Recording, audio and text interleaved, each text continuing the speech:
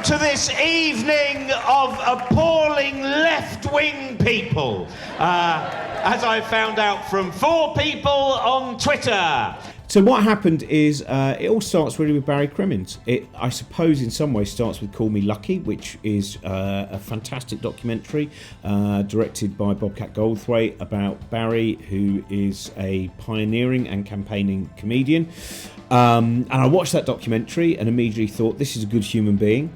And then I remembered that I'd first seen him when I was about 18 years old on, I think it was Friday Night Live, which was presented by Ben Elton, for those who were too young to know. This was 1980s kind of alternative comedy show, and Barry went on there and did various jokes, political jokes, and as he told me last summer, he said, yes, it was a weird thing to do political jokes on. They didn't tell me how many inflatable animals I'd be surrounded by. It was one of those kind of shows where they went, well, how do people want to see stand-up? They're really enormous inflatable animals and bouncy castles. And so anyway, so I got in contact with Barry, and I was working on a book about comedy, and I wanted to talk about ethics, because one of the things that you see in Call Me Lucky is the tremendous, I suppose, good, kind, humane morality of Barry. And then, unfortunately, when we first actually met, it was just after he had found out that his wife, Helen, had been diagnosed with both cervical and ovarian cancer. Barry, who'd had to fly over to the UK to do the Latitude Festival, was obviously pretty beaten up by this diagnosis.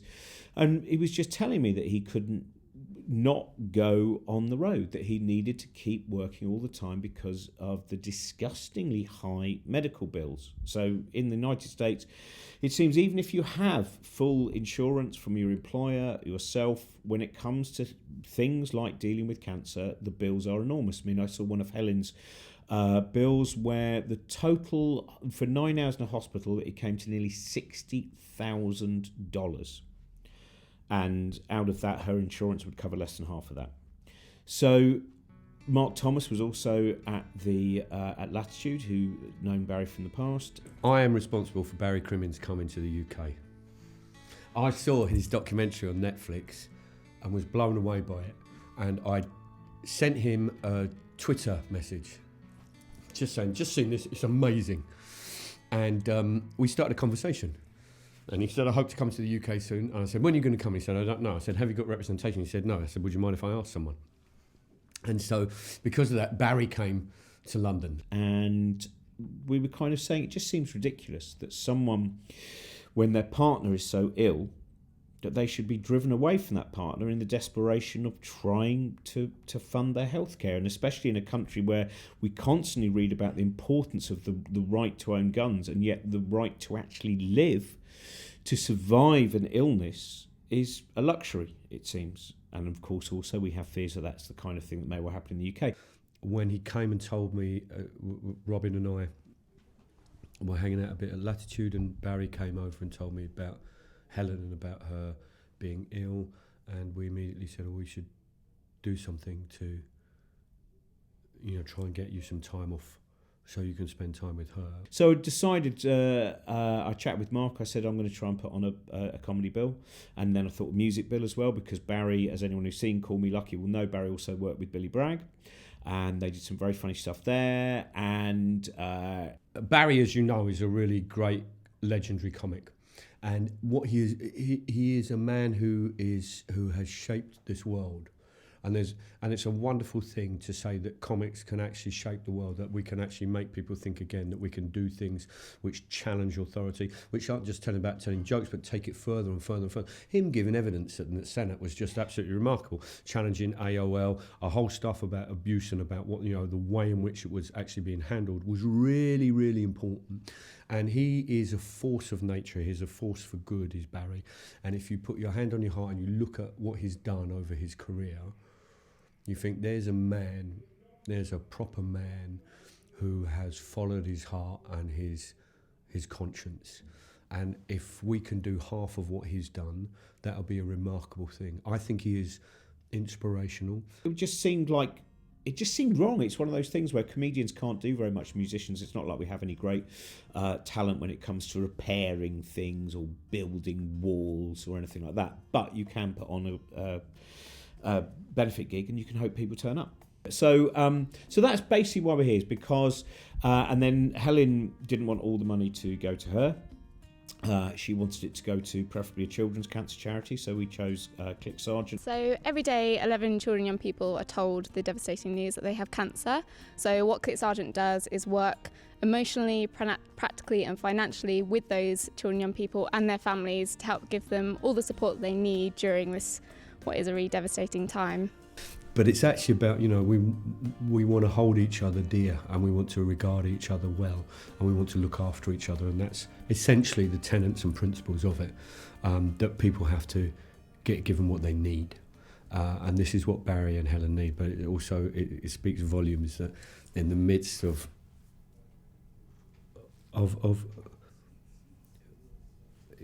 for her to turn around and say, no, other people should benefit as well, and to say it as an automatic, reaction is a thing of beauty, and I wish we should aspire to be like that.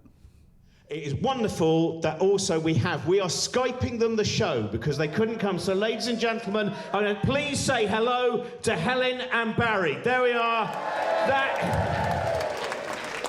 The sentiment of the people on the bill, the beliefs of the people on the bill, what they stand for, the humanism, etc. they stand for, hopefully chimes with also the values of Helen and Barry. Oh, you need to sort your posture out before it's too late. I'm 35. This is it. What's wrong with this? I like this. I think it might have been through knowing Eugene Merman, who's also from Boston, from that comedy scene. And I think he'd always talked a lot about Barry Crimmins and about kind of what an important figure he was and what a brilliant comedian he was and things like that. And so, yeah, I think I found it that way. I can't remember how I found it. I just remember that I really loved it and I was like, oh, wow, how did I not... Like, it felt like a very important... it felt like putting a really important piece in a jigsaw that I had not had for ages and ages, in terms of like, how did I not know this man and his work and his amazing heart before? I think you can't divorce a fundraiser like this from certain political issues. Like, I do feel like it's interesting when people say, oh, you're a political comedian, because I feel like if you've got a point of view, you sort of have politics and a value system. And if you don't, then you don't have enough of a voice, you don't know who you are, because like there's so much to think about and care about. So to me, like, I wouldn't see myself as solely a political comedian. I just see myself as a comedian who tries to talk about as much as possible. But in that, I do care a lot about politics, and I do feel like it's part of life and stuff like that. And when it comes to healthcare, like, you can't help but connect the dots with the fact that, in Britain we have this amazing safety net, and the fact that it's been systematically underfunded and undervalued and undermined for 7 years because of the Conservatives. Like, those things are factual, and we need to treasure it and try and fight for it. And similarly, like, the size of the NHS means that we're able to better try to research and deal with big diseases and fight for people's rights and fight for patients' rights and stuff like that. But I think when you think about the American healthcare system, it's really nightmarish and unfair. Unfair is like the massive thing, and so like I think even done, like, it's good for us to be able to raise money, but it's also good for us to be able to raise awareness here that that's the alternative to the system that we have, and it's not a good alternative. I saw that Robin was doing it, and this was very early stages. He was saying he was putting the feelers out, I think, because he was looking for theatres and all of that. And I said to him, as a fan of Barry, and also thinking that the free healthcare issue is a very important one, because it could go this way here at any point and we'll never know when it's coming. So I thought I wanted to be involved. And I just said to Robin, look, I know you've been probably inundated with messages, but if I can help out in any way, thinking that sort of like, if you needed anybody to take the flak with the admin. And then I just got a reply back saying, yeah, no, it'd be great to have you, 10 minutes. I was like, oh, all right. I think as pissed off as most people do. Like, yeah, I think my mum's a nurse, so she sort of keeps me up to date on the effect it actually has on all the staff and all the admin and all the targets and all the sort of way that it's shifted. So in that way, I think I feel quite personally pissed off about it in terms of the people that work in it and also in terms of the treatment. The game has changed, it seems to me, and I've never, in all my 40 years of being a comedian, I've never felt optimism before. And as a comedian, I have no idea how to express that. Completely flummox me, because I've spent my whole life, expressing a kind of cynical view of both the left and the right, really. So I don't know how to deal with these uncomfortable feelings of hope. Yeah, it's awful. It's horrible. Brilliant. I can't wait to go back to cynicism. I had to have my ears syringed, and it's my own fault. It's just a shame that it really got bad when I was there, because then I'm still at the minute trying to sort out my insurance. My insurance company is now being really rubbish, so I don't know, I might get stuck with the whole thing. But I had to have my ears syringed, just lie on my side and have that done, and then it was like, it's like 400 quid or whatever. Yeah, and you have some water flushed in your ears. It's not a lot of, I don't really see how it was that much money, but yeah, it was a lot of money. Yeah, kind of like, I mean, I always was a fan anyway, and I've had various family members have their lives saved by the NHS, and so yeah, I already liked them, and so it's almost a bit of a waste. I was there going, oh, this should have happened to someone else already. Someone who really thought the NHS was rubbish should have come here and had to have this happen. But might as well do it to Danny Boyle. But I went to America for the first time in 2015, and I was absolutely staggered by the amount of people who have absolutely no safety net at all. I really wasn't prepared for it. I mean, it's not like we don't have problems here, with people living on the streets and stuff. But the amount of people in America that are clearly, need a lot of help, and they've lost their houses because that's the way it goes over there. Like you get sick, and if your insurance doesn't cover it or whatever, that's it.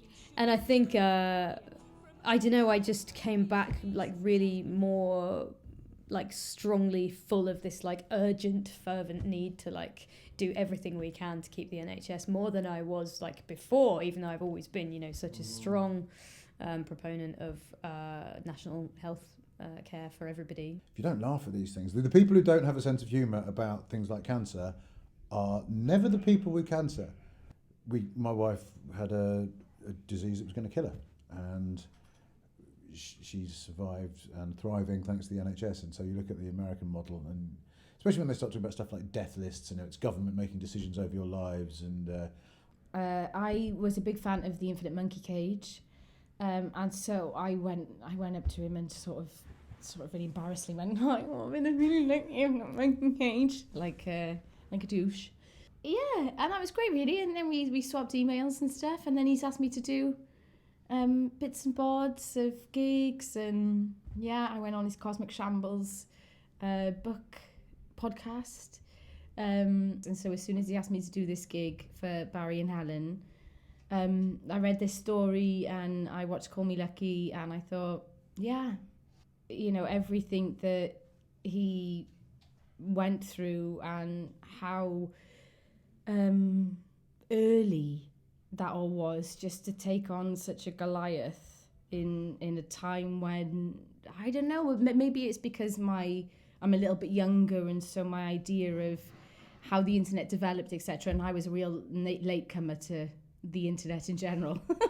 I staved it off till about 2009, which I think is pretty good going. But yeah, he just seemed like, and then I watched some of his older stand-up from the 80s and just thought, he looks like a great dude. And then hearing about his story with Helen, it's something that, I mean, we've got the NHS in the UK, so, I mean, even though that is struggling a lot, but I mean, at least we have that. And then in America, you know, just the prices of things, of healthcare, is just insane. And of course, he should be with his wife and looking after her and not having to work. And we have the luxury of still just about a social system which will, you know, care for people and help people who are caring for other people.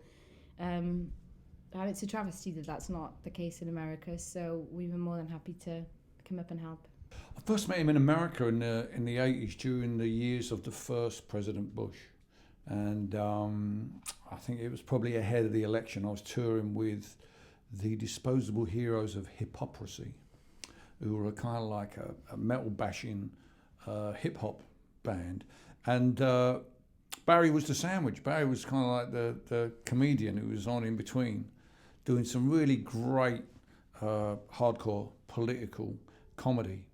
Probably the hardest core I'd seen in America, you know. It was really, really on it. And we just had a great time touring around America like you do, you know. He was a lovely guy.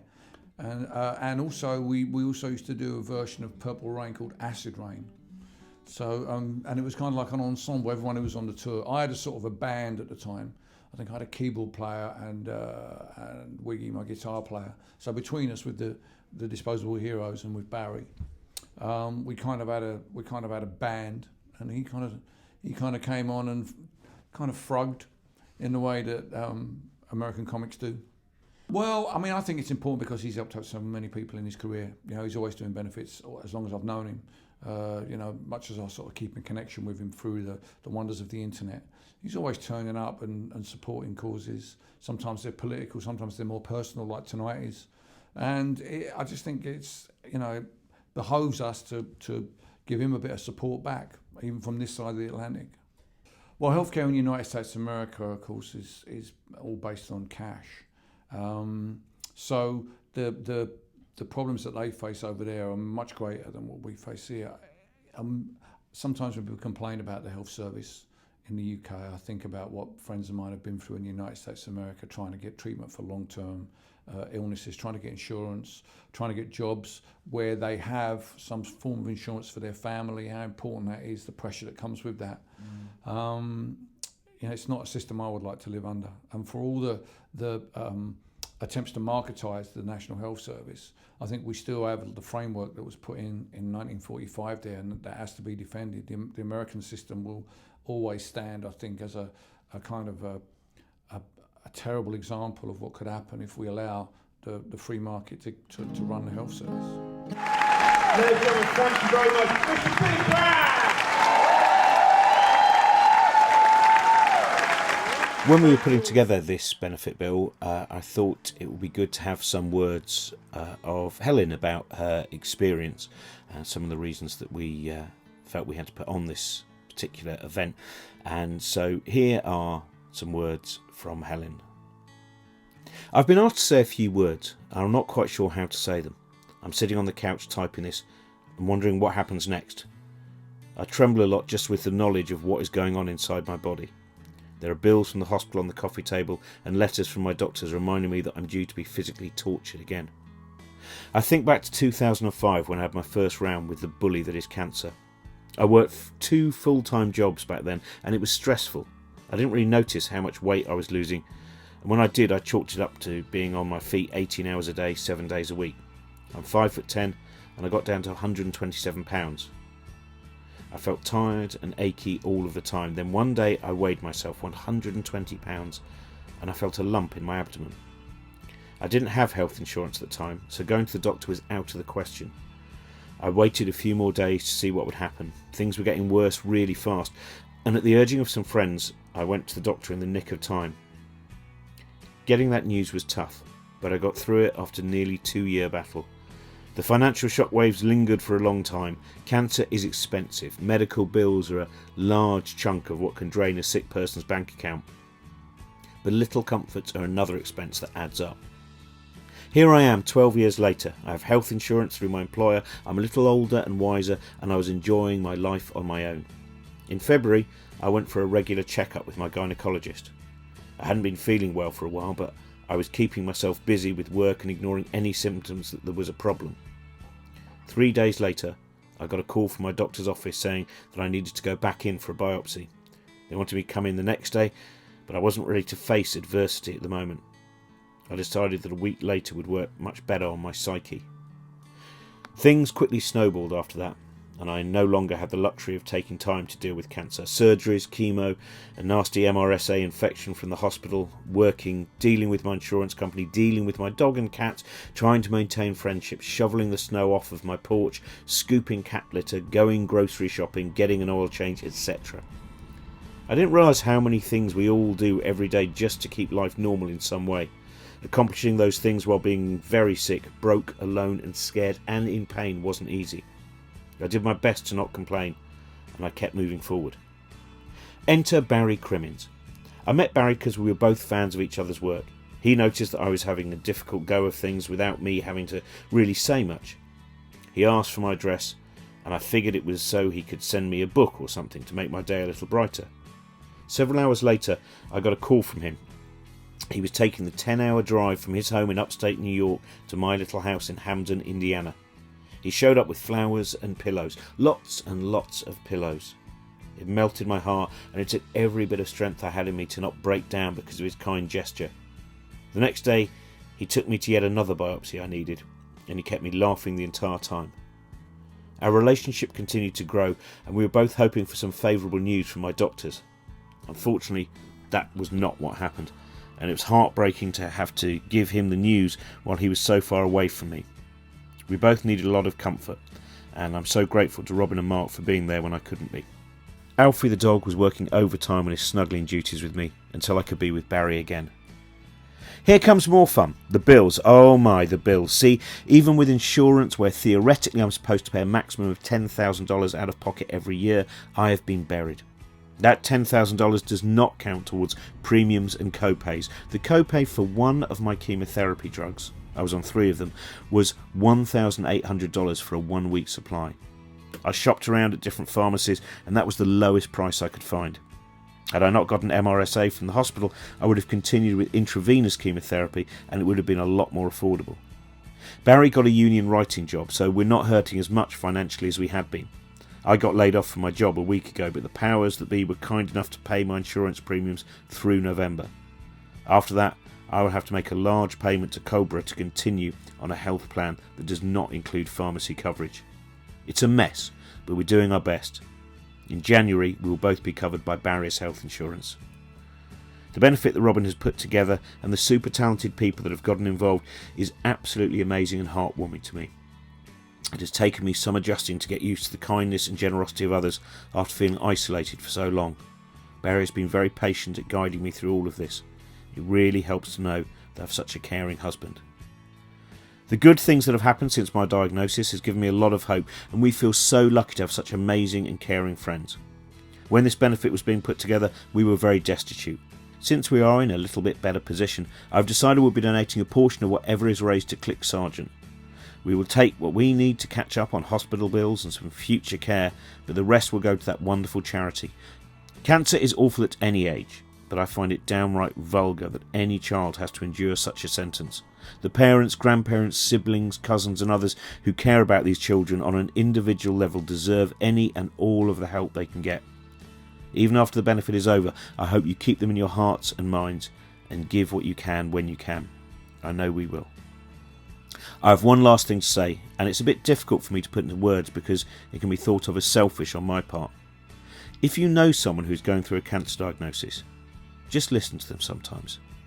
In my case, I've been told so many things in such a small window of time and have often felt unheard. I've been told what to do and what not to do. It makes this disease even lonelier to have despite being surrounded by loving and caring people. You don't need to have an answer. You don't need to have advice. Just listen and be there when you can. The best thing to hear, for me anyway, is, "How are you feeling?"